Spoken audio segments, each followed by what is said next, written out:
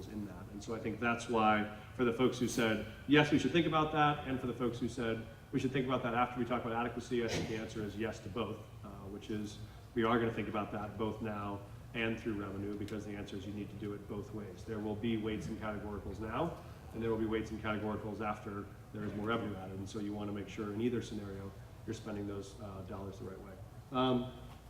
There were a couple of, I think, strong cases for categoricals and weights that people thought were very important to keep. Obviously, a lot of people talked about the ELL and the at-risk factor and about the expansion of the at-risk factor as an important priority. We also, people obviously argue strongly for transportation as a key categorical that has major impact on districts. I think there may be some more conversation about how we, if there are ways we ought to improve that, but that certainly that's something that is unique based on geography and needs to be allocated that way. And then, of course, also on the size factor in the small attendance centers, there has to be some accounting for the diseconomies of scale out of some small and rural districts and how you make sure that that's possible. I will say there was still some good conversation at tables about that even with a factor like that, there still were tremendous disparities, sometimes even across rural districts, where you might have neighboring districts, one with 150 kids and one with 250, and the one next door getting $3,000 or $4,000 more per kid for that size difference, and the challenge of students actually migrating across county boundaries to seek that difference in funding. And so I think there's some conversation about what would it mean to try to fully fund those diseconomies of scale in a way that focused on isolation, perhaps rather than focused on size. And so that took into account size, but also took into account the extent to which there was access to other shared resources or not, because we have some places where there are folks that are smaller based on choice, and there are some where people are smaller based on necessity, because there really is nobody else within 50 miles of them. And that either one of those could be valid choices, but they might have different outcomes based on what the state backfill is. So I think that was, and then obviously one that we didn't talk about as much, which is teed up for today, is the conversation about special ed, which I think a number of people started to bring up last time, and there's a tremendous amount of interest in what would it take for us to not only carry our burden better from the state level on funding special ed, but what is the right way to do that? You know, is it a matter of taking on the high cost funds and the students that are in that high cost fund? Is it a matter of better reimbursing all of the students that are there? Is there more flexibility in how we give you money to support those students? I think that's going to be the bulk of today's conversation. Just tee up that was I think a pin in that conversation from last time to roll over. So just a handful of reflections on, I think, what I heard from the weights and categoricals conversation. On the state share ratio, I thought we had a couple of good through lines, which were people definitely wanted some significant way to take on the challenge of equity. A lot of people have thought about this in the past as a Tabor and a Gallagher issue, or as something that might require constitutional change to any of the existing constitutional frameworks to do it. What was presented from Professor Wong, I think, was a way to actually look at state share that doesn't include constitutional change, but includes a resetting of the state versus local share and those local districts' ability to pay, rather than what the current mill levy structure is. And so I think that presented a very interesting option.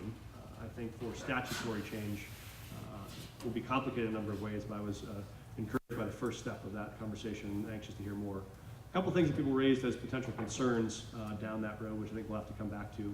One is, what do you do with districts that might have high property values due to significant commercial activity? So they might have a big business or a big industry in their district that doesn't necessarily result in a lot of long-term revenue or a lot of student population, but sort of in some places skew that data. And the other question was, we had a lot of questions about mill levy overrides, making sure that right was protected, and how would you treat mill levy overrides in a system like Rhode Island's, where that state share was set before or after a mill levy override was voted on. So I think those were all issues that were raised to us that we've done some more thinking on. I'll say in closing that what we had wanted to do was, and we had some requests last time for, could you do some runs of data with school districts across the state, given some of the potential ideas that were put in place last time. And we started to do that and found what a lot of you raised as an issue last time, which is all of that depends on 4 or 5 other puzzle pieces we haven't yet tackled yet. Right? And so the challenge here is we had a great conversation about one piece of the puzzle, but it's hard to draw too many conclusions about the whole picture until you see the other pieces. And one of those critical pieces is the revenue conversation. And so I think what we'd hope to do is in the next 1 or 2 meetings, begin to start piecing a couple of these pieces together and see how they might work in conjunction, and try to, by our next meeting or the meeting after that, have some more comprehensive pictures of, if you were to look at some combination of these systems, what would the implication look like for a Colorado school finance formula based on that. So we just were in the place where on the multiple choice test it says A, B, C, D, or E, and E is not enough information. We sort of felt like we were at E right now, which was not enough information to make an informed run on that first idea around state share and categoricals and weights. But I do think that once we put SPED in place and have a revenue conversation in place, I think that will allow us to give not one option, but 4 or 5 or 6 options of what various combinations of those might look like in a way that would help people look through some concrete numbers on how that might work. So I think that's all that I have for general reflections, but happy to defer back to you, Bill, on whether you want to take clarifying questions or comments, or just roll us into the 2:30 start, or whatever. Let's maybe just take a quick, is there quick questions on what you've heard or clarifications on what was presented? This isn't intended to reopen the full discussion, but just wanted to kind of cycle back, say, here's where we landed last time.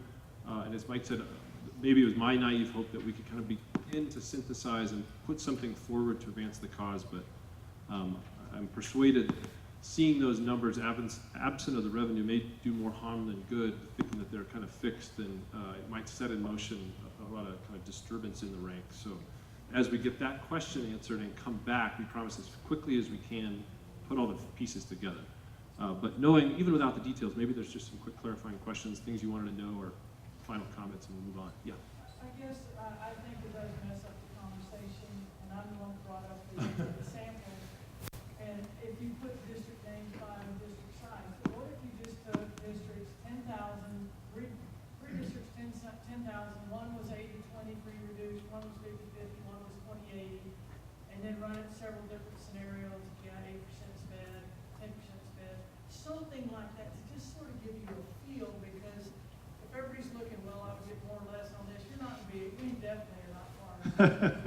Yeah.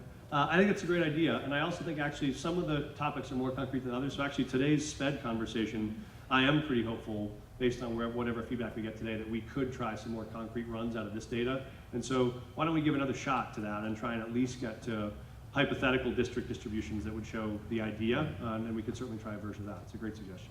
And just for my process, how many people feel like you could see even midstream data that was perhaps disadvantageous to you without a final revenue answer, and not have that set in motion discord? So if you think you could, that'd be a thumbs up. If you're not sure, if you think that's unsure if that's a worthwhile thing to do, or if you think it's a bad idea, that we should hold off until we know some more of the revenue question. Just a quick pulse check from a process standpoint. So in other words, we could handle introducing kind of simulated data even without the revenue, just to see the implications of it. That's fine. Not so sure, bad idea, because it's likely to set, and there's a lot of folks not, I don't know if I'm unclear in my question, or if it's, There is no abstaining. I think this is like Australia. It's I'm not sensing a, well, I'll take that as it's not an overwhelming interest I'm not confident that if we put that on the table, it'll just be a smooth conversation. It may raise the issues as it solves. That got some thumbs up with that conclusion. Okay, so that's a good, so we'll do our best in the instances we can to simulate it, but I think that we've used the analogy before. It's like solving a Rubik's Cube. You can't just move one side and not mess up the whole puzzle. You got to kind of solve them all at once a little bit, and that's just maybe the nature of complexity. All right, any other quick questions or feedback from that the topics last time? Another important point I would add, which is the cookies have arrived. Oh, the cookies have arrived. So for those of you like me who are waiting for food to get here, there is food over there. All right, and we do have a full house here, so I think with your permission, we'll move into the topic for today, which is special education allocation. And we've tried to make a habit of just at least having everybody stand up and say who they are and who's in the room, so you know who's been a part of these conversations. For those of you that are coming for the first time and you feel dotless and slightly naked, what that means is that people that have been coming to previous meetings get a dot per meeting. We hope that that's building a sense of membership and inclusion in these meetings. But it also means that if there's someone that's got both of the dots from the previous two meetings, you can kind of go check in with them. What was that meeting about? Could you give me some background? We've talked about this weights and categoricals. I missed that. It's meant to be a resource to each other too. So I'll pass the mic around. If you could just kind of quickly stand, say who's in the room, and we'll try to do this in a efficient manner. Bruce Coy, Colorado Association of School Executives. Tom Coyne, State Advisory Committee, Gifted Education. Vinny Badalato, Colorado League of Charter Schools. Gabby Reed, House Majority Office. Jeannie Vandenberg, Democrats for Education Reform. Ben Digger, Independence Institute. Keith, Denver Public Schools. David Hart, Denver Public Schools. Tim Farmer, Professional Association of Colorado Educators, better known as PACE. Peg LaPlante, Institute. Ed Bowditch, lobbyist for Jeffco. Lori Bugan, Jeffco. Esther Van Wart and Nicole Myers, Brita Darling, Julie Pellegrin, and Josh Abram from Word Legislative Staff. Paul Lundeen, State Board of Ed. Tim Taylor, Colorado Succeeds. Frank Watrous, Bell Policy Center. Sue Hopewell, faculty, University of Colorado. Renee Howell, Colorado School Finance Project. Tracy Rainey, Colorado School Finance Project. Kathy Gephardt, Children's Voices. Cara Beach, Colorado Forum. George Welsh, Center Schools. Jason Hopper, representing Douglas County Schools.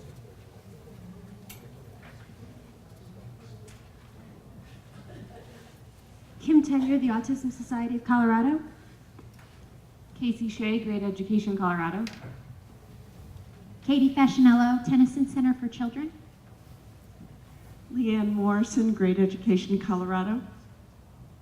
Carrie Kennedy, City and County of Denver, and also co-chair of the School Finance Partnership. Dale McCall, Executive Director, Colorado BOCES. Elizabeth Rosen, here with Case. Walt Cooper, Cheyenne Mountain School District. Carolina Steen, Cheyenne Mountain School District. Lucinda Humby, Consortium of Special Education Directors. Scott Murphy, Littleton Public Schools. Amy Redfern, Contract Lobbyist for the Pikes Peak Area School District Alliance. Cheryl Serrano, Fountain Fort Carson School District. Leanne M., CDE. Angelica Schroeder, State Board of Education. Jenny Belval, Boulder Valley School Board. Peg Brown Clark, Colorado Department of Education. Vicki Graham, CDE. Sydney Milliken, Colorado Department of Education.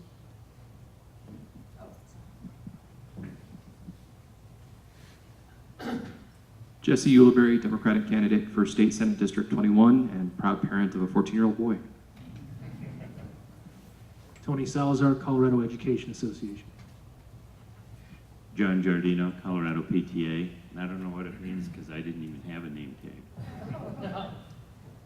tag. Sue Wendell's Office of Congressman Jared Polis.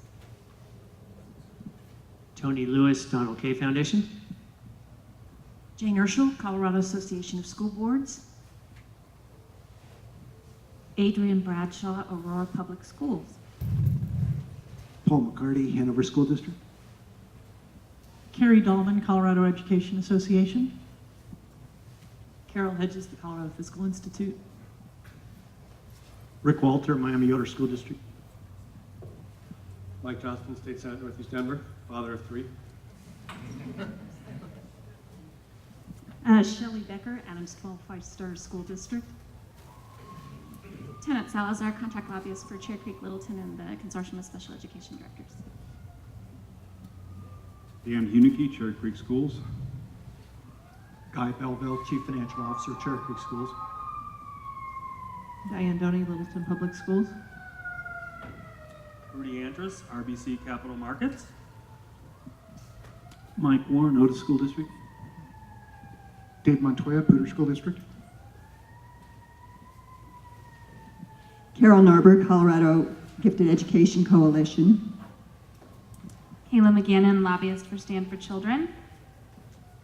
Erin Silver on behalf of Colorado Concern. Scott Myers, Littleton Public Schools. Douglas Bissonette, Elizabeth Public Schools. Jeannie Fricky, Denver Metro Chamber. Jennifer Webster, Denver Metro Chamber. Ann Clement, K-12 Online. Riley Farrow, Colorado Children's Campaign. Julie Gonzalez, Colorado Gifted Education Coalition. Glenn Gustafson, Colorado Springs District 11. Kevin Schott, North Canales. Riley Hamrick, Colorado Children's Campaign. And Joe Haynes, Colorado Early Childhood Leadership Commission. Jennifer Landrum, Colorado Children's Campaign. Dan O'Connell, Colorado Children's Campaign. Ann Barkers on behalf of the Coalition for Thorough and Uniform Education. Craig Harper from the Joint Budget Committee staff. Will Gold, Mike Johnson's office. Damien Lee Natale, Mike Johnson's office. Lisa Weil, Great Education Colorado. Mary Wicksham, P-Town Foundation. Leslie Caldwell, Mike Johnson's office. Hannah Nichols of Colorado Children's Campaign. Tara Manthe, Children's Campaign. Did we get everybody? I know, it's always a little dicey whether or not it's worth that time, but it is amazing to think of, has anyone counted the number of people in this room? We'll get on that, but you would all take the time to help forge this policy. And I know it's of interest to you specifically, but it's also, I think, a pretty impressive statement about the overall effort of designing policy together to meet the needs of as many of the Colorado students as we possibly can by getting everybody's minds in the same room and kind of thinking it through together. So thanks for taking that time and hopefully just even hearing the diversity of perspectives and roles that people are playing. I think makes it a much richer conversation. So thank you for adding your voice to the room. As we mentioned, today's topic is how do we think about allocating special education funding?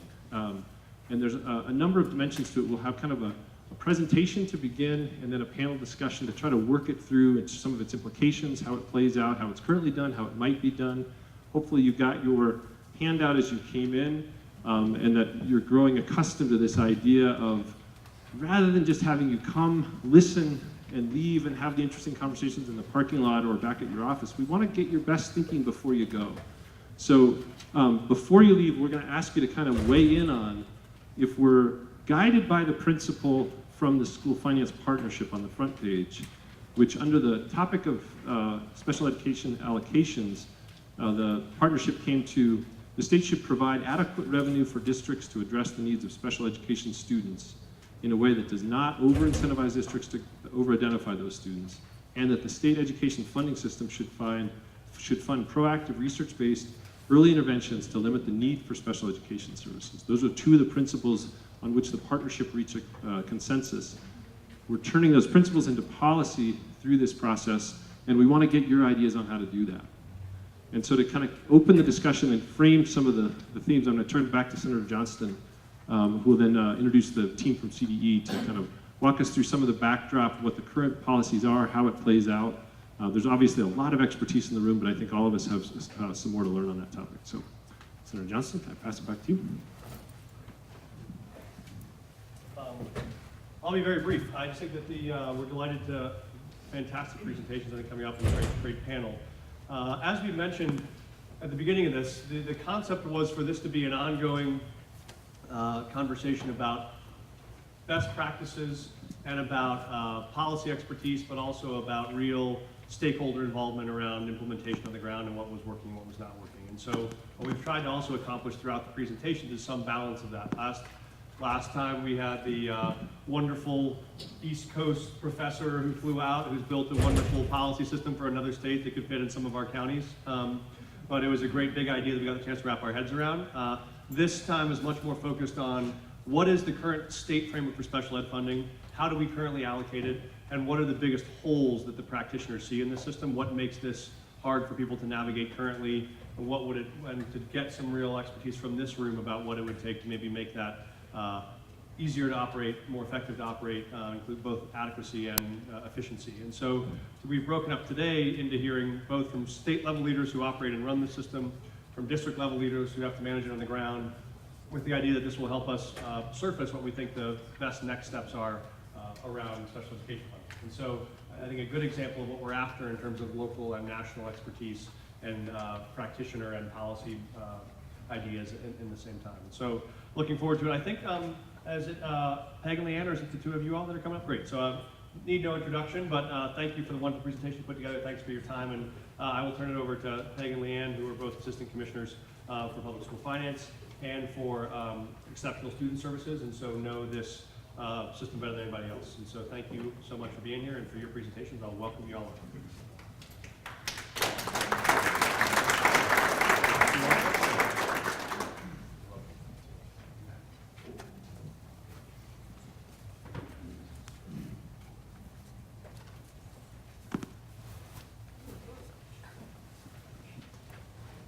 Good afternoon, and thank you for the opportunity to stand before you. I just want to caveat before we begin, I spent half a century in Wyoming and just moved here in February, spent over 30 years in public education and just recently as the state director in Wyoming, and have been here since February in Colorado.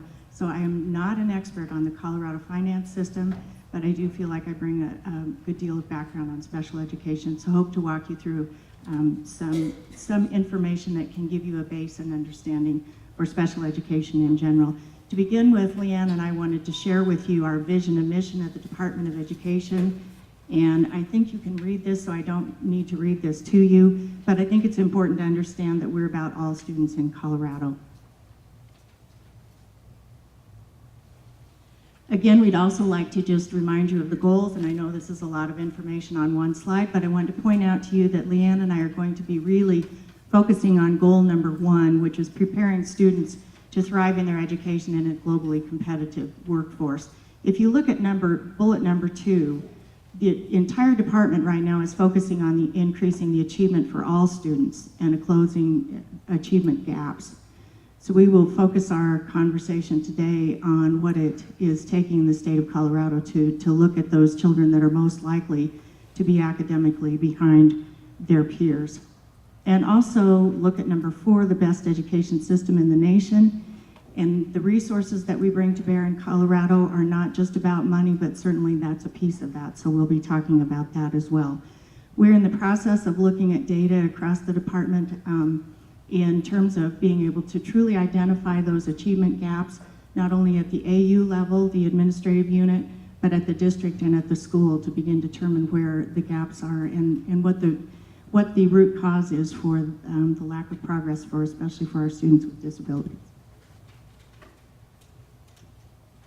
I want to give you a short history lesson on special education. Some of you may know this inside and out, and I don't want to bore you, but I think this is some important grounding for us. In 1975, President Gerald Ford signed into law the Education for All Handicapped Children Act, and I was in college at this time beginning to understand the new regulations that came about as a result of that. This was about access to the schoolhouse door, because we had students with disabilities who were not included in our schools. They were not even able to come through the front door and be part of our education. So it basically was a civil rights act. In 1997, that act was reauthorized as the Individuals with Disabilities Education Act, or IDEA as you know it today. And the major difference here was the emphasis on the individual education programs, which you may hear as IEPs, and that the transition plans for children who were 14 and older were put into place to ensure that those students were leaving our high schools ready to go on to either a college or a career or a workplace of their benefit. In 2004, that IDEA was reauthorized once again, and it may not be reauthorized again in my lifetime because, as you know, we're waiting for No Child Left Behind to be reauthorized, and this one will come on its heels, so I may be retired and living in Montana with my grandson. Individuals with Disabilities Education Improvement Act, we still call it IDEA, but the key components that were pulled into this act were response to intervention. In other words, are all children learning in a system that provides education for every student? Highly qualified teachers, and instruction in reading, which mirrored the language in NCLB with an emphasis on the 5 components of reading. Very important piece to the law. Also, as you know, there's a lot of litigation in this act. Because it is a Civil Rights Act, there's constant litigation going on in terms of whether children are receiving a FAPE, which is a free and appropriate public education in the least restrictive environment, or LRE. These were 2 of the landmark cases. You may have heard of these, may or may not have heard of these, may not care. But Amy Rowley is one you'll hear special educators throw around a lot. That happened in 1982. Amy was a student who was deaf and was not given the appropriate services and able to receive an ed benefit. This went all the way to the Supreme Court, as well as Timothy W., who was a student with significant education needs and a student that we would call having a significant cognitive disability, whom the school district didn't feel they could provide education benefit, so it went all the way to the Supreme Court. So these are things that are driving special education and drive special education yet today.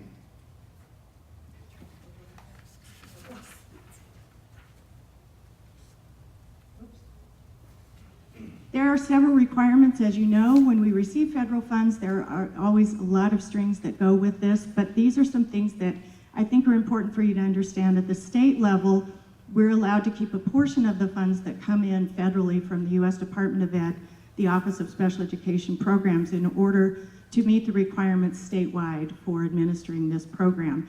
These are some things the state must do. They must monitor and enforce the implications of IDEA. We have a complaint investigation process so that parents have due process and are able to bring forward a complaint if they feel like their children are not receiving a FAPE in the LRE, and we have a mediation process as well. The state may also support technical assistance and professional development, which we do, positive behavior interventions and supports and mental health services, improving the use of technology for students with disabilities, whether it's technology or assistive technology, transition activities, capacity building activities, and the list goes on. And the list is not limited to these things. A little bit about students in Colorado, students with disabilities. When you see SWD, we are the acronym kings and queens in special education or in education in general, so you can add a few new ones to your list. What we're trying to show you here is the population differences in the special ed count, which we do in every December. And this is an aggregate for the state of Colorado, and I have to tell you, there are more students with disabilities in Colorado than there are students in Wyoming. So this was a real stretch for me to come to dealing with this number of students. So in 2007, you can see that students with disabilities were a little over 82,000, or little over 10% of the population of K-12 students in general. And in 2011, we're at 86, almost 87,000 students, at just a little over 10%. So the numbers in general have risen, along with the numbers of students with disabilities.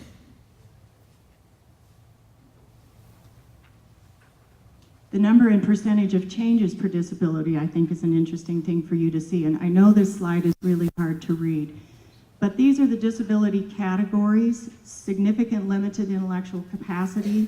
These are students with our most significant cognitive disabilities. In December of 2007, there were a little over 3,000 of these students in Colorado. In December of 2011, 2,958. So that was an actual drop in percentage from 2007 to 2011. Emotional disability, you can see, was 7,578, dropped to 6,546. Specific learning disability, 29,000, almost 30,000 students, currently almost 33,000 students. And these were counts from last December. Hearing disability, visual disability are some what we call low incidence disabilities. Our numbers are very small and continue to be small. Physical disability, again, is not a high category. Autism, believe it or not, is not a high category, but when you see the increase, it's astonishing. 93% increase in students with disabilities who fit the eligibility category of autism. This is a national trend, as you know.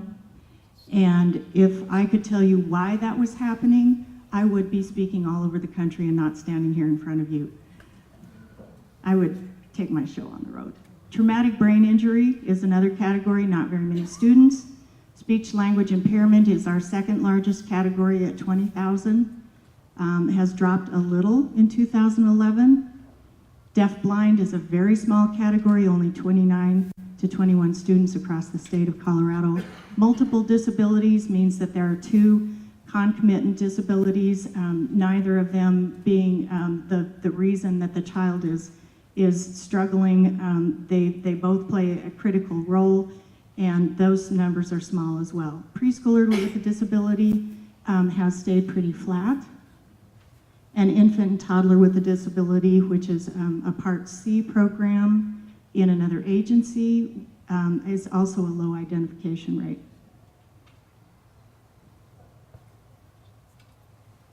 Sometimes it helps to see this visually. So even though you see that autism increased by 93%, look at the students with specific learning disabilities is still our greatest category in the state of Colorado. And these trends really do follow the national averages very closely. And again, a visual of the change in percentage.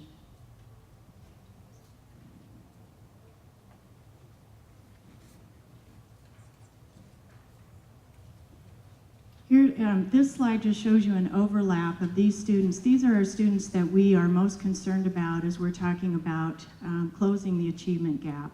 It's our students who have been identified as in need of special education, having a disability, students who are at risk in general, and our students who are English language learners.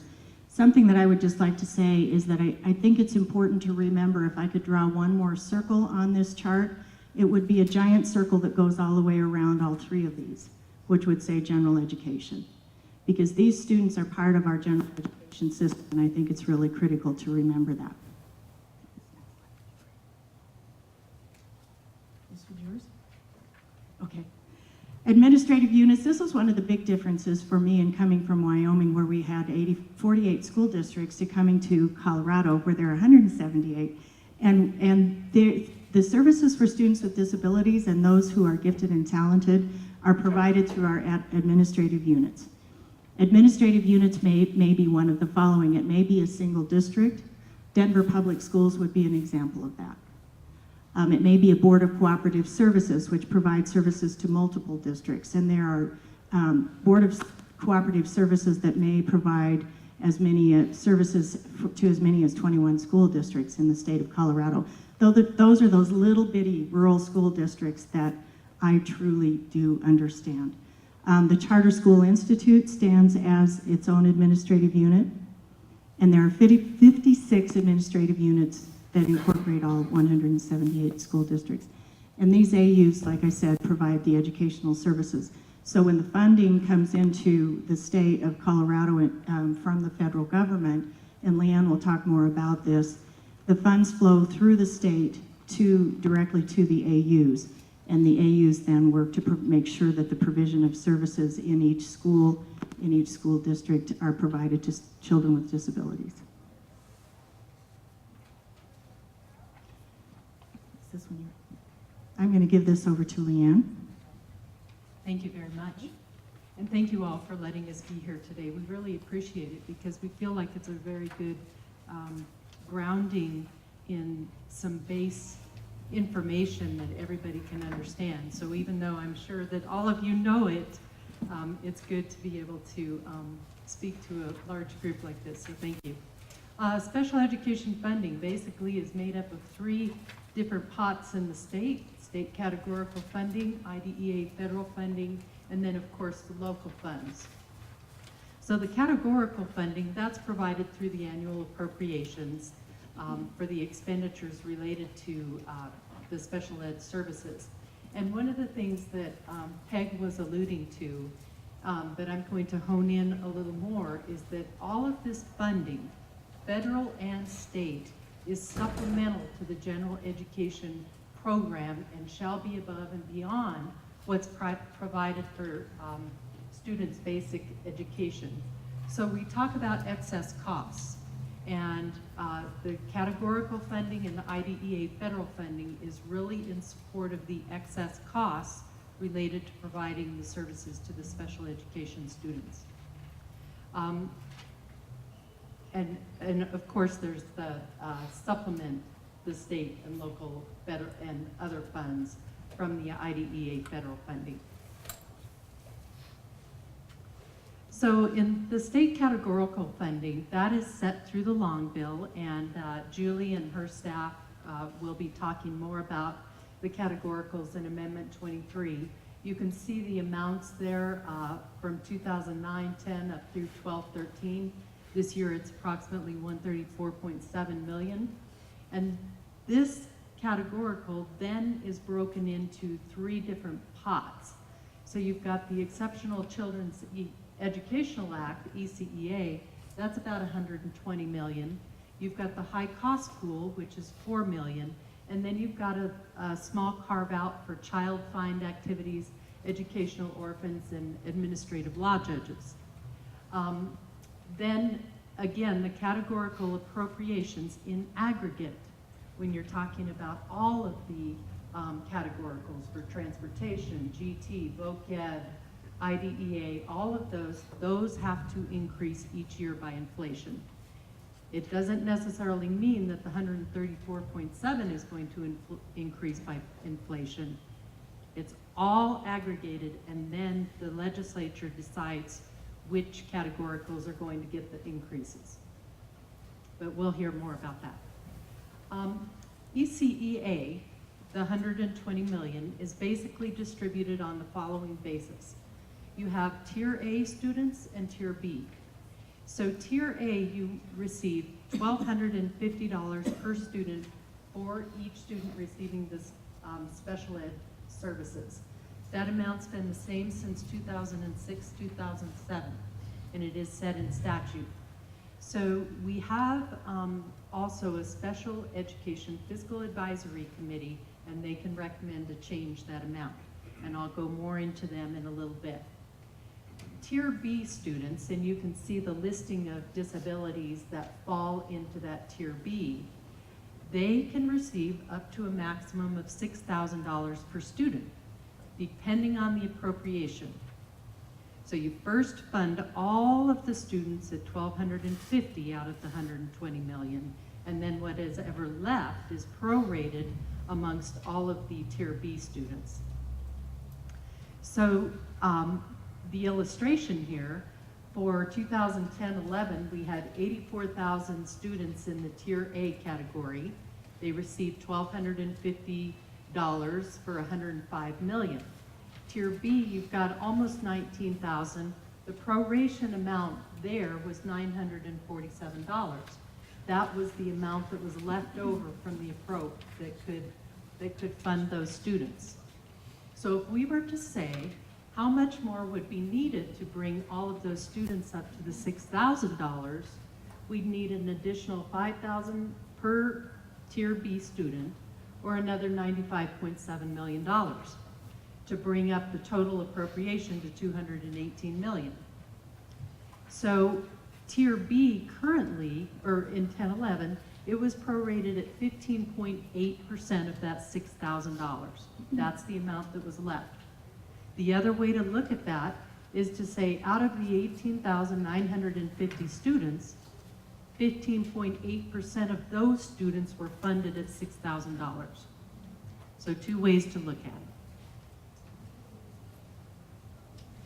Child find and educational orphans, they are basically distributed on the numbers of evaluations performed by the districts, and then it's prorated down per appropriation and distributed out, and the same with the educational orphans.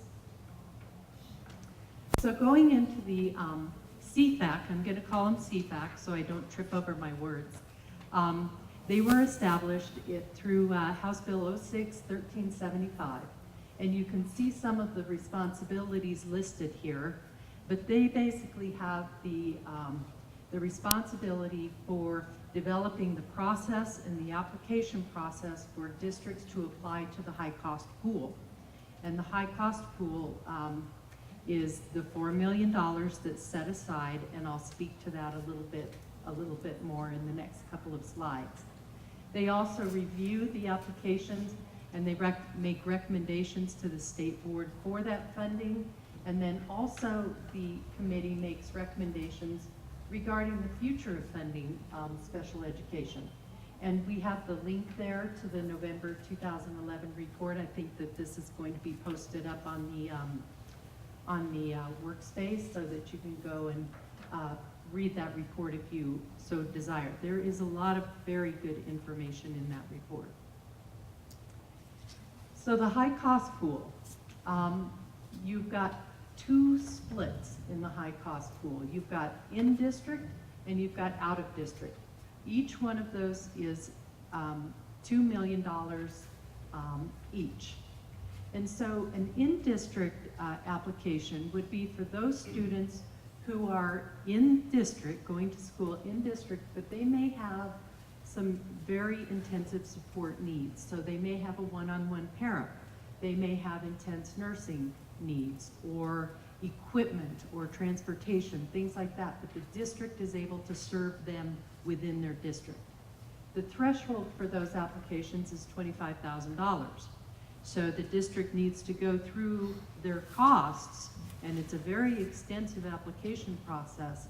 They need to aggregate up all of those costs by student and see if they had over $25,000 worth of cost, and then they can submit an application.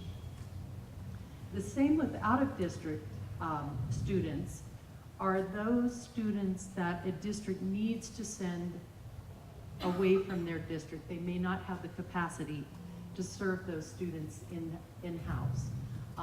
They may need to go to a facility school or a residential treatment center, something like that. And then the districts enter into contracts with those facilities, and they can be very high cost placement. In addition to that, the districts must pay for the transportation to those facilities for those students, back and forth. So it can get rather expensive. And so the threshold for those students is $40,000. So just a little bit of data here. When CFAC gets those applications, they run through a very intensive process for reviewing them, rank ordering them, and looking at the relative fiscal impact that those applications have on the district. So for instance, in Jeffco, you might have a very expensive student, but the fiscal impact to Jeffco for that student is nowhere near that type of student might be to Lone Star or High Plains or a small district. So we look at that, CFAC looks at that relative impact. So I'll just go down to the bottom row here. In 2009-10, the in-district applications received were 366 for a total of $12.9 million. We were able to fund 77 of those applications at $2 million. The out-of-district applications were 78, $4.8 million, and they were able to fund 34. So just from a budgetary standpoint, I'd say 16, 17 million, you need about 13 million if you were going to start looking at funding all of those applications. We don't have the data for 10-11 published yet, or for 10-11 published on this report, but they are in the process of writing the report that will be due to the legislature this next, in a couple of months. So here are the recommendations that came out of the November 2011 CFAC report. And one of the first things was any increase to the categorical funding pertaining to ECEA should first be applied to the Tier A students. So if you had an increase in special education funding, apply it to the 1250 first. I believe that would take statutory change, but maybe Julie and those guys could speak to that if they were prepared to. But the 1250 is identified in statute, so I would think that we would need to do something. In addition, obviously keep seeking additional funding for the Tier B students, increasing the funding for the out-of-district and in-district high-cost applications. They're not recommending any changes to the Child Finder educational programs. And then, of course, the recommendation I think that's ongoing is that state and federal funding should provide for full reimbursement of excess cost. And again, they will have more recommendations with the next report coming out. So turning to IDEA funding. As Peg was talking about, we have Part B and Part C funding. Part B serves ages 3 to 21, and C is birth to 2. I'm going to be focusing on Part B. So the federal formula to the states, they have a big formula that calculates it out.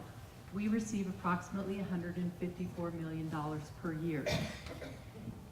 In addition, and this becomes critical into the next couple of slides, 2009 and 10, we had the ERA dollars of $153 million. That is no longer, it's gone, it's spent. But it plays into the next few slides. Part B then, when we get it, we allocate it to the administrative units based on the federal formula that then incorporates student enrollment and at-risk data. One key thing about the data also that we're looking at is that we've got the allocation, but then we have the distribution, which is based on district's actual expenditures. So even though we might get $154 million a year to the state, we may not see those kind of expenditures because the districts may not have spent all of that money, and they're allowed to carry that forward through the years. So that's why you may see, well, we've got an allocation, but then we only have expenditures of maybe 140 million or something like that. So just to be clear on that. And this is where that becomes important, because as you can see in 2010-11, I'm on the third line down, we had state funding of $152 million, but the federal funding that was reimbursed to the districts was $130 million. Okay, so that's where that kind of disconnect between allocation versus actual expenditures come in. Total state and federal funding, you can see in the third column. Then you have the total administrative unit expenditures. This illustrates the gap between what districts are actually recording as expenditures and what is coming in for state and federal funding for special education students. So state and federal funding provide about 40% of the total costs for those excess costs of the services. And then the gap that's then funded with the local share, you can see in 08-09 was 456 million, 471 million, and then 465 million. ERA, I have down on the bottom line there, it was the 153 million in allocation, and it was all spent. So I did not allocate it between those years because I wanted to show a true picture over here of that gap in expenditures. Okay? Leanne? Can I ask a question? Carol, yes, thank you. The gap funded with local share? The last column on the right side says gap funded with local share. Why is it designated as being funded with local share? Is there a special pot of money raised locally out of property taxes that identify it as local, or doesn't it just come out of general ed PPOR? That's a good question. And when I say local share, that's the district's money. I mean, they get their total program. They get their total program. But this is, they have to take it out of their per pupil revenue, which is both state and local. Right. Yes, absolutely. Right. But keep in mind that the state and federal funding are to be used for excess costs. Said another way, that's coming out of the base, not out of the kind of work. Right, it's the, but it, yes, and I just wanted to make sure that there wasn't some designation that all had to be raised locally. It just comes out of general PPOR dollars. Thank you. You are absolutely correct. You're absolutely correct. And if there's a better term that I should use there, please let me know. So this is just the graphic for 910. The difference here is that I have included ERA dollars here in this piece of the pie. Okay? So ERA kind of puts a different spin over the last couple of years worth of data, but we need to be cognizant of that. And so the local piece there picked up 57%. The districts covered 50% of the 57% of the excess costs out of the revenue in their districts and administrative units.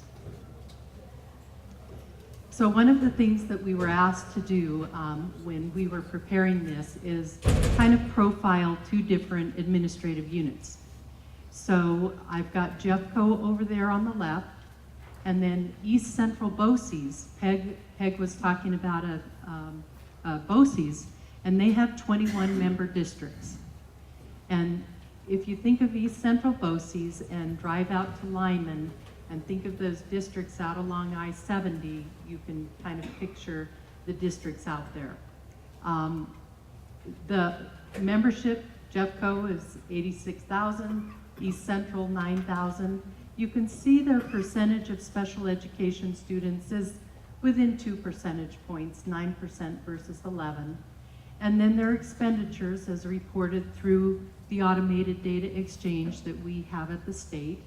Jeffco was at 92 million and East Central BOCES was at 10. So when you bring that down, you have the average cost for those students of between 11,000 and 10,000, not a huge range there. And then when you compare that to the average statewide cost of $10,000 per student, you can compare that then to the statewide average, and you have an excess cost factor, just for illustration purposes, of 1.42. So basically the 10,000 is 142% of the statewide average. And that's that excess piece. Except that, again, the districts are making up that difference out of the 7,000. So here's Jeffco's pie. They pick up about 63% locally versus state, federal, and again, ERA's in there for this year. And then East Central, they've got about 50%. So there is some variation there between how much local support versus federal and state. So now I want to talk a little bit about maintenance of effort and IDEA. This is an interesting dichotomy at the district level and at the state level. So the maintenance of effort requirement for IDEA verifies that funds are used to supplement and not supplant. So again, we're getting back to that excess cost thing. At the district level, or at the administrative unit level, you have two pieces in order to ensure that you can receive IDEA funds. First of all, you have eligibility. And the administrative unit must budget at least as much as was expensed in the prior year for special education services. The administrative units send to us that assurance that they're budgeting at least as much as they spent the prior year. So then, from the compliance, what then must happen is that AUs must then expend the same amount as they did in the prior year, either in aggregate or on a per pupil basis. Where this comes into play is that over the years, maintenance of effort has never been a problem because you had increases in cost and you could demonstrate that you were meeting maintenance of effort no problem. But what's happened over the last few years is that with the budgetary constraints that have been placed on districts, you still must maintain effort for IDEA expenditures while you're cutting your other budgets.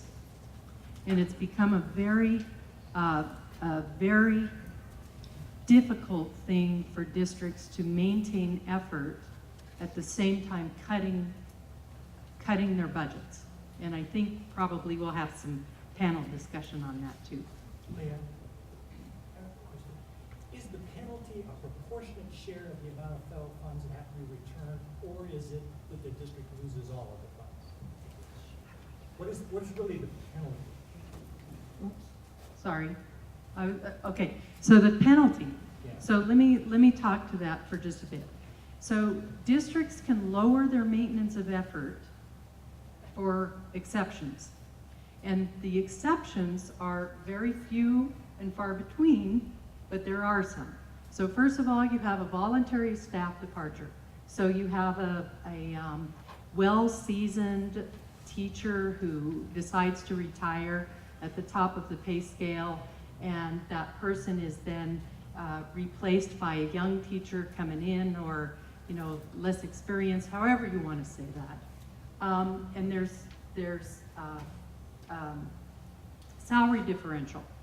You can walk your effort down for salary. You can also walk it down if a high-cost student leaves the district. So you no longer have those expenditures associated with that student. Maybe they graduate, maybe they go to another district, you can lower your effort for that. You also can lower it for capital outlay. So you put in a big system or something like that, you can lower it for that.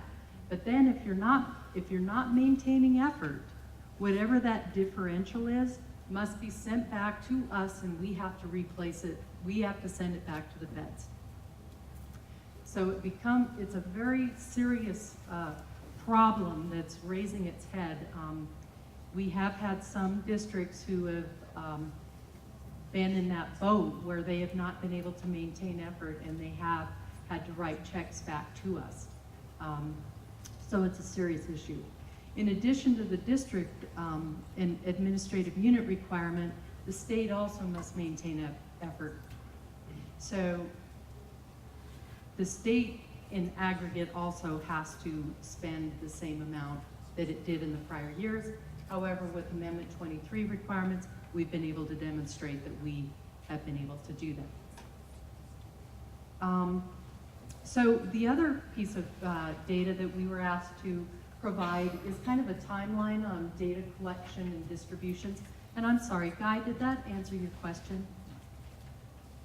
Guy, did that answer your question? Yes, it did, thank you. Okay. The timeline of data collections, we live in about 3 years at a time. So that's why we have about 3 years of data on this chart, and I apologize for all of the years, but you can kind of walk through that timeline. And with that, I think we'll leave it open for questions unless we want to go right on to Julie. Are there some questions from the group? And I'll try to bring this around, but also we are trying to audio tape, so if you could speak into the mic, that would be great. Thanks, Glenn. Hey, Leanne. I'm a little fuzzy on this, but as I recall, we set a base per pupil special ed funding a number of years ago. And we locked in that number for every school district based on the prior year funding. And I think District 11, in our case, we actually came out a winner because we happened to have had some very high needs special ed costs the prior year. And so we were getting like, I want to say $1,000 per pupil, but the calculation was based just on the prior year spending. It has not been adjusted in many years now. And so if a district got set 5, 10 years ago, whenever this was, when we locked in those numbers, they've been kind of trapped with that base funding amount for many years just for SPED. And I wondered if you could clarify for that, everybody, because it's one of the inequities of the system is it hasn't adjusted for many years. Right, and that was back in 2006, 2007, that $1,250 was set. And that was due to a consortium, and I think we've got other historians in the room who can talk about how that $1,250 came about. So I think that's a good question for the panel, but the $1,250 has been set since 2006, 2007, and hasn't moved. Other questions? Yes. Other questions at the edge of the room? No.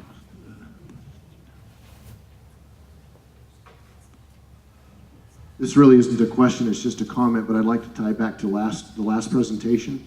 And Leanne, your comments about the maintenance of effort and then the disparity between the average PPR, where you show that what has to be taken out of the local share and that cost really does speak even more to the problematic nature of using expenditure data as part of the base calculation to identify what is truly that right base amount or even a starting point.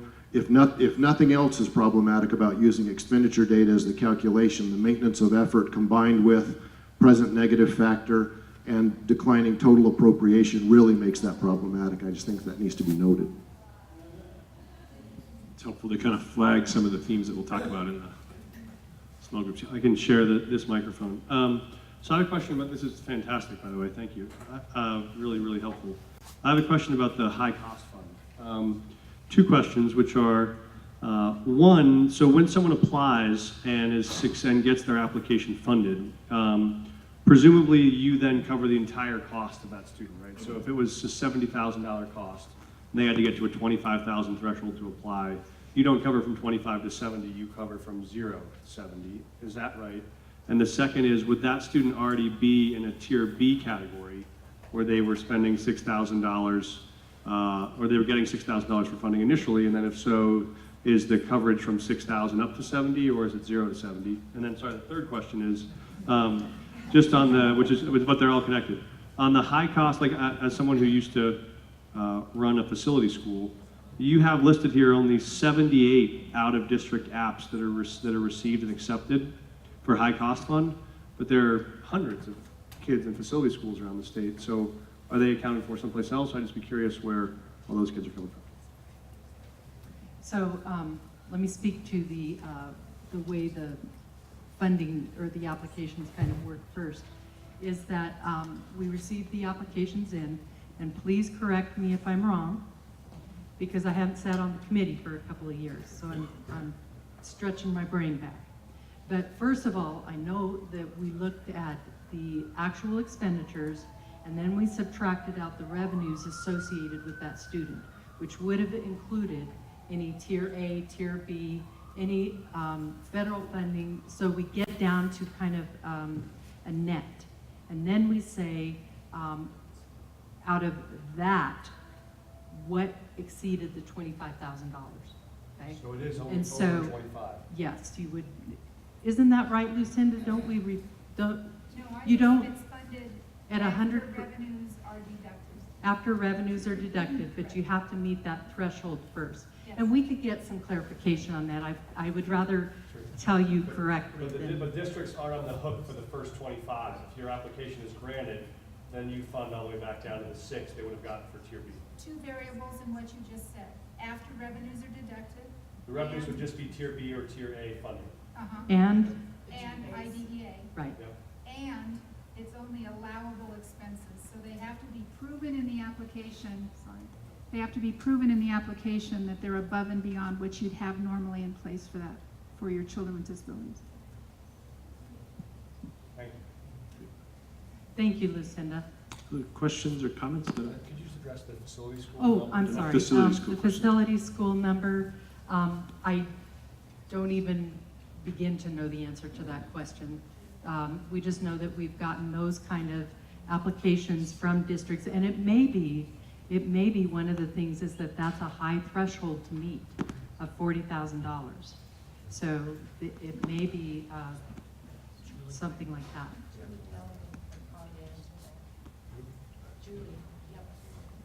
Any other questions?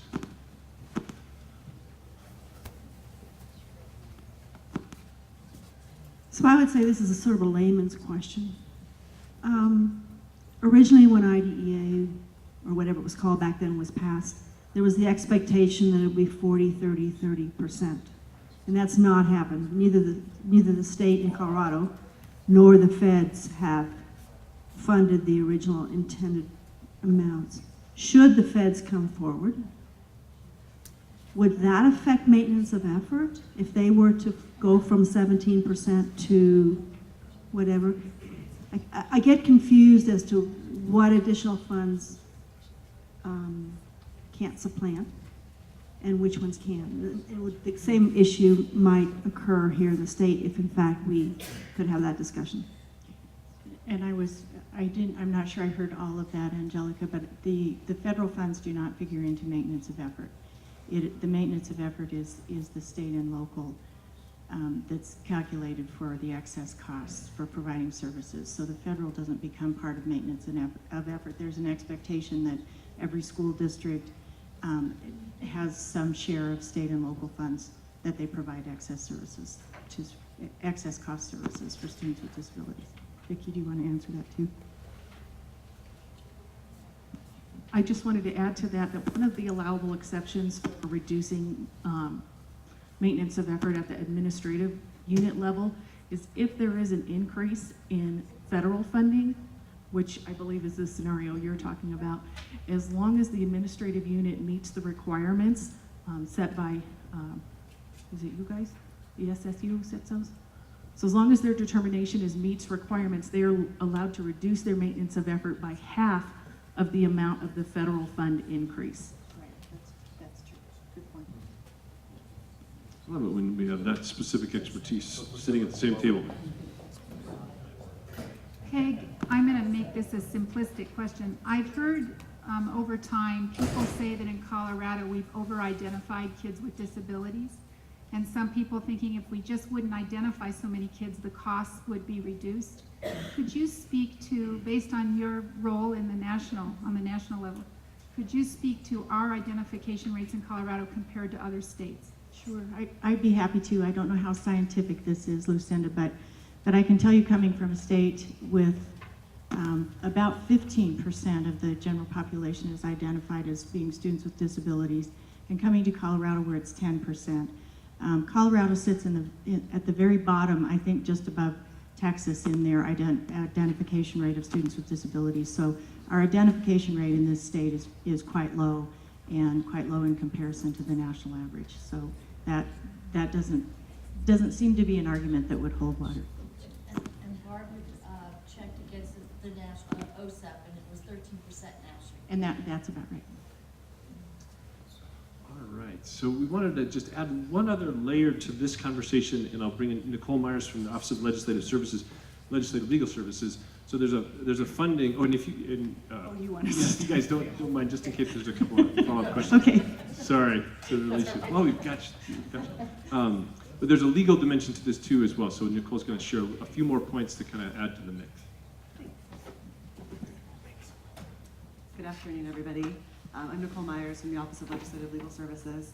I'm not used to holding a microphone like this. And because CDE's presentation was so thorough, I just have one issue that I was asked to discuss, and luckily it won't take very long. In this ongoing conversation about school finance, one of the things that's been discussed is possibly putting the funding for special education into the base, either through a weighted formula or just wrapping it into the base.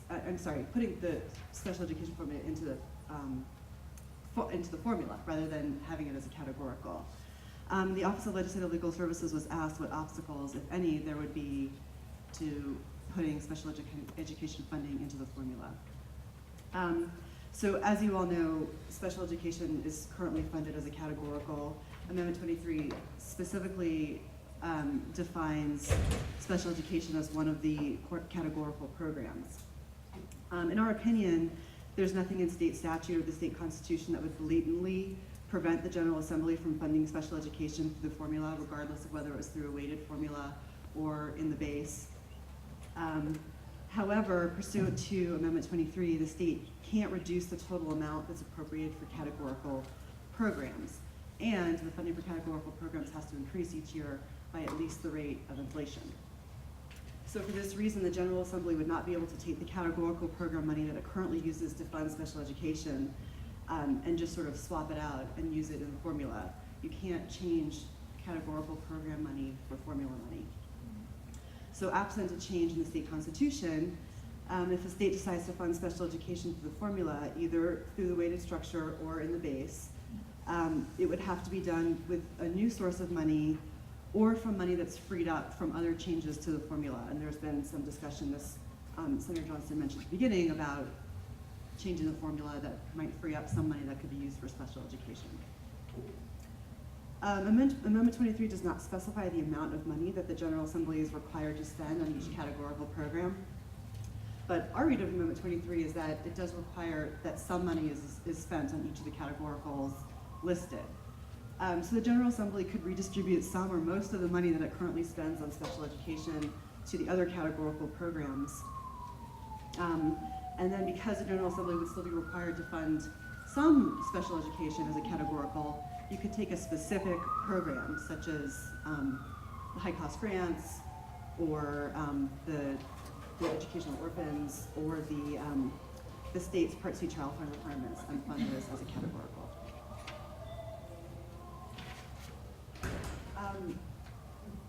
We also don't think that there are any federal laws that would prohibit the state from funding special education through the formula, whether a weighted formula or in the base. However, as Leanne and Peg mentioned at the end of their presentation, there is a maintenance of effort requirement in Part B of IDEA.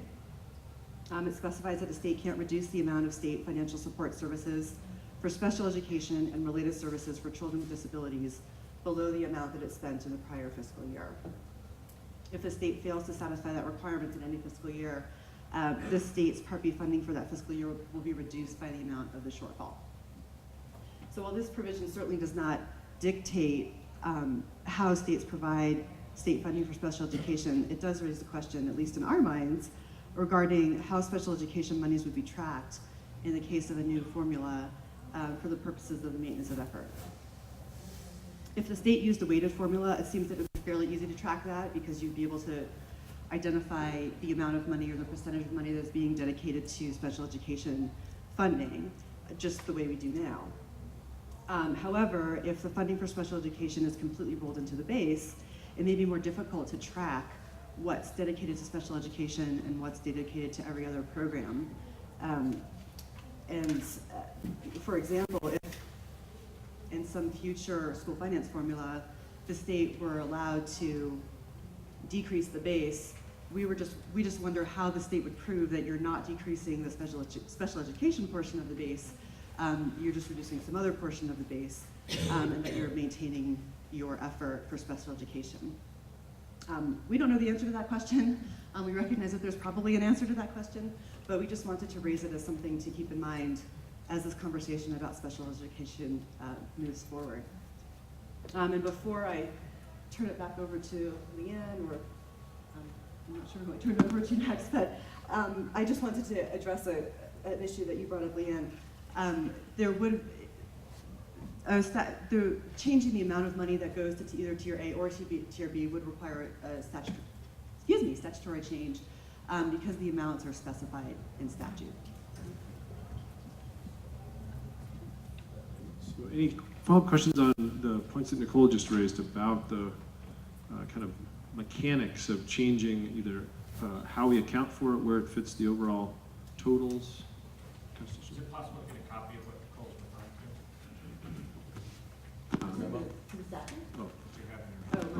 referring to? We will work with her agent, but I'm sure we can get the content up on the Hope Street group for sure. Yes. So, thank you so much, Nicole. Question, so you're reading, my previous understanding of the categoricals in Amendment 23 is that the total categorical spending has to increase at 1% plus inflation. In which case, hypothetically, you could take one categorical and eliminate it, and if that money spent on that one categorical were redistributed to the other categoricals, you would still have the same amount of net dollars spent on categoricals, but not in the same distribution across them. The negative factor seems to indicate that as well. But is your reading that actually to eliminate any one categorical, even if it were purely just to eliminate one categorical and turn it into a weight instead, is your reading that that in itself would require constitutional change? Senator Johnson, Amendment 23 doesn't specifically say that funding has to be, that there has to be funding for each categorical. That's the way Legislative Legal Services has interpreted it. I know that there are people in this room who could definitely speak to the intent in Amendment 23. We might have someone. So what you said is right. I mean, we agree that every year the General Assembly decides what will be spent on, which categorical, and that changes from year to year, and it can flip-flop. It can be one categorical gets most of the funding one year and another gets most of it another year. Most of it goes to special education, but that's just our interpretation. Where opinions among lawyers. No, that's okay. It's helpful. Very known to differ. Other questions about that?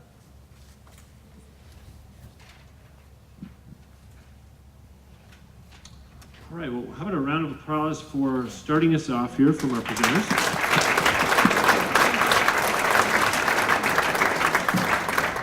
It's really been a hallmark, I think, of the School Finance Partnership work to just expand everybody's understanding of some of the foundational questions. So thank you so much to our presenters. Let's take a break, a 15-minute break. We'll be back for the panel portion of it.